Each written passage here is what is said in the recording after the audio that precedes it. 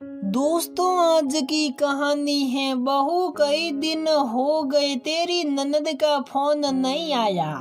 दोस्तों, कहानी शुरू करने से पहले अगर आपने हमारे चैनल को सब्सक्राइब नहीं किया है तो सब्सक्राइब कर लीजिए ताकि आपके पास पहुंचे हर नया वीडियो। साधना की छोटी ननद का बहुत दिनों से फोन नहीं आया था तो उसकी सास बोली, बहू कई दिन हो गए राधिका का फोन नहीं आया, पता नहीं क्या बात है जी, घबरा रहा है मेरा। हाँ मम्मी जी, कहे तो आप सही रहे हो, मैं भी फोन करने की सोच रही थी पर ऑफिस और घर के चक्कर में टाइम ही नहीं मिला। चलो अभी मिलाती हूँ फोन, कहे उसने अपनी ननद को फोन मिलाया। हेलो, कैसी हो राधिका, बहुत दिन हो गए तुमने फोन नहीं किया। हाँ भाभी, मैं सही हूँ, बस समय नहीं मिला था इसलिए फोन नहीं कर पाई। राधिका, तुम्हारी आवाज मैं इतनी उदासी क्यों, क्या सब सही है घर में, बताओ।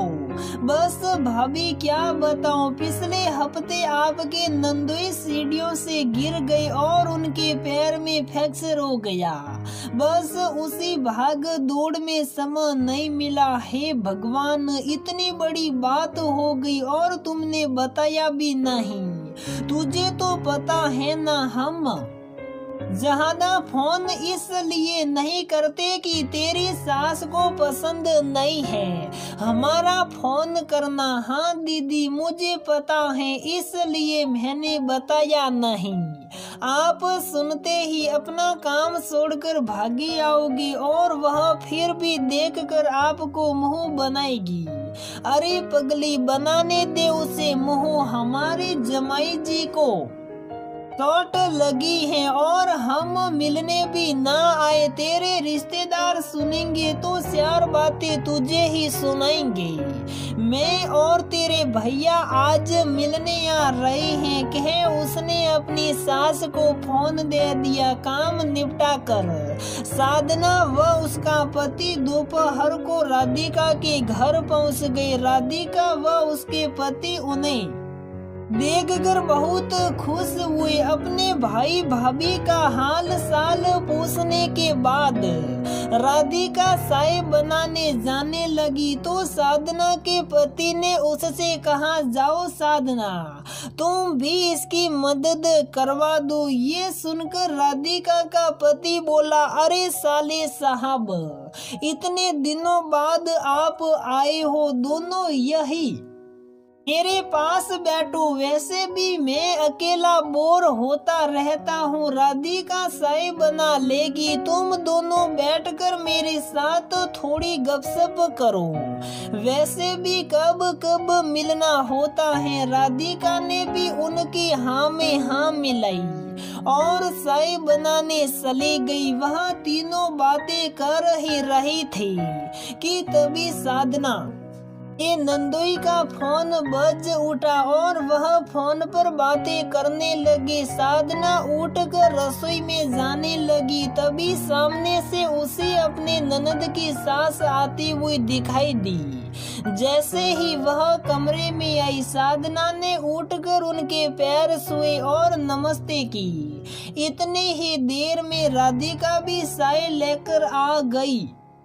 अपने पति को फोन पर बातें करते हुए देख राधिका बोली, चाय ठंडी हो रही है, चाय पी लीजिए। ये सुन राधिका के पति ने फोन रख दिया और बोला, माफी चाहता हूँ साले साहब, ऑफिस वालों का फोन था इसलिए ज्यादा देर लग गई। 2 घंटे वहाँ रुकने के बाद वे लोग जाने लगे तो राधिका बोली, क्या भाभी, इतने दिनों बाद आए हो और अब इतनी जल्दी जा रहे हो, खाना खाकर जाती। नहीं राधिका, तुझे तो पता है ना, संडे की छुट्टी होती है तो बहुत से काम छोड़कर आई थी। मुझे पता है बीमारी वाले घर में कितना काम होता है।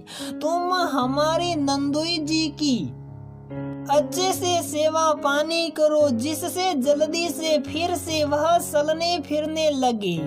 यही हमारे लिए खाना होगा और मैं और तेरे भैया जल्द ही फिर मिलने आएंगे।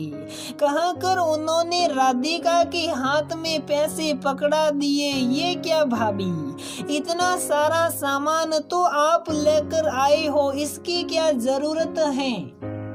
जरूरत नहीं, ये हमारा फर्ज है और तुम ज्यादा मत बोलो, चुप साप रख लो, बड़ी हूँ तुमसे। उसके बाद साधना उसकी सास को पैसे देने लगी तो वह लेने से मना करने लगी।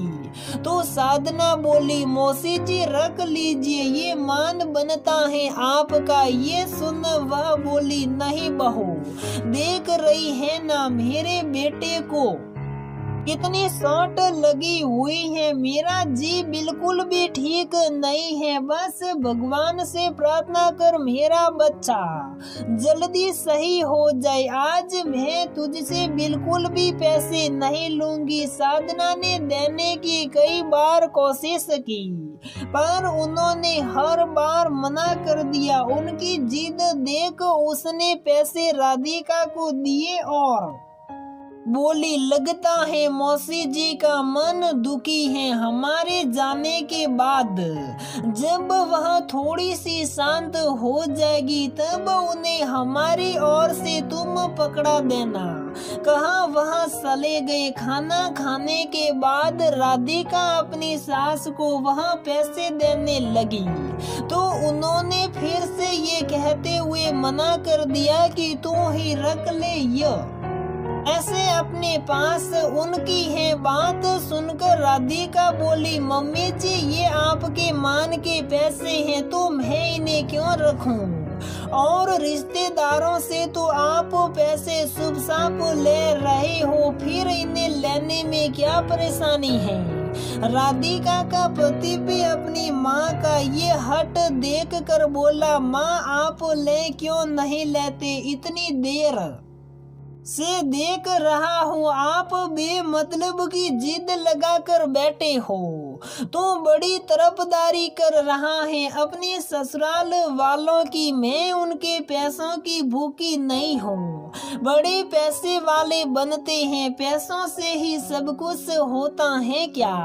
बड़ों की इज्जत तो कभी करनी आई नहीं। इसके मायके वालों को आप ऐसा क्यों कह रहे हो? मम्मी जी क्या कर दिया उन्होंने? क्या कर दिया? तेरी भाभी बड़ी पढ़ी लिखी बनती है, मुझे देखकर पैर सुना तो दूर नमस्ते तक नहीं की उसने और तू कहती है मैं उसके पैसे ले लूं। ये क्या कह रही हो मम्मी आप? मैं मान ही नहीं सकती। साधना भाभी तो बहुत समझदार है, वह ऐसी गलती कर ही नहीं सकती। तो मैं झूठ बोल रही हूँ? हाँ माँ आप झूठ बोल रहे हो।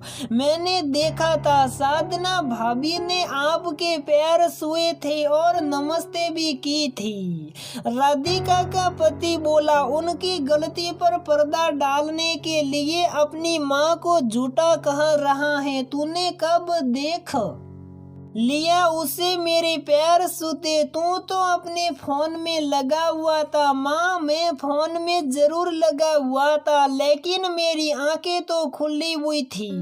मैं राधिका का पक्ष सुने बगैर हमेशा आपकी बातों को सही मानता आया हूँ। आज का ये वाकया देखकर मुझे शर्म आ रही है कि मैंने पहले कभी क्यों नहीं सच झूठ जानने का प्रयास किया। हमेशा अपनी आंखों पर आपकी ममता के मोह की झूठी पट्टी बांध कर इसे ही गलत साबित करता रहा। शायद भगवान ने मेरी आंखों से ये पट्टी हटाने के लिए मेरी करने की मुझे इस रूप में सजा दी है। अपने बेटे के मुंह से ये सब सुन राधिका की सास का सहरा लज्जा से झुक गया अपने बेटे के सामने झूठा साबित होने पर। उससे कुछ कहते ना बन रहा था, सजा तो आज उसे भी मिली थी अपने बेटे की नजरों में गिरकर।